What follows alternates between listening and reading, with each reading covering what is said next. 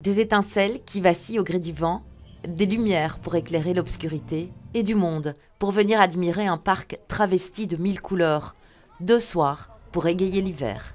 Ah, c'est merveilleux, on voit, c'est une communion entre la nature et la technologie, je trouve, et c'est vraiment intéressant à voir, c'est super beau. C'est encore plus beau que les autres années. 800 mètres de guirlandes pour un parcours poétique et enchanté.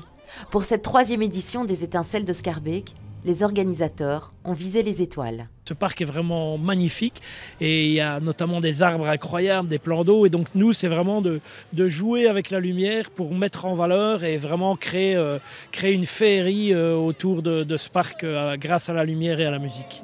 Et au détour des sentiers illuminés, les notes d'une pianiste. Un concert dans un parc, c'est peu commun, mais où qu'elle soit, la musique est l'allié de la lumière. C'est particulier de jouer dans un parc le soir, ou même tout court jouer dans un parc, ça m'est jamais arrivé. Voilà. Après, il y a beaucoup d'ambiance, donc c'est pas un silence comme on pourrait attendre qu'il y a un concert. Ainsi, dans le parc, les étangs côtoient les ponts et les arbres flirtent avec les pierres. On écoutait la musique, moi je trouvais très beau, je trouve que c'est très beau de voir aussi les reflets des arbres dans l'eau.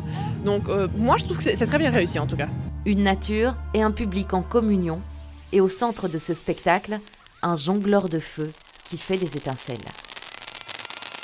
C'est toujours hyper gratifiant et amusant en même temps parce qu'on découvre les gens, on les voit un petit peu avant dans le parc, comme j'ai fait un peu de déambulation, et puis on les voit là au moment du spectacle. Il y a toujours beaucoup d'engouement, toujours vraiment un super accueil, donc c'est très chouette. Qu'est-ce que tu as aimé? Le dernier truc, quand il avait planté ça et il avait mis dans l'air. Est-ce que toi, ça t'a impressionné un petit peu le feu? Oui. Dans le parc Josaphat, en ce week-end des étincelles, la nature est sublimée.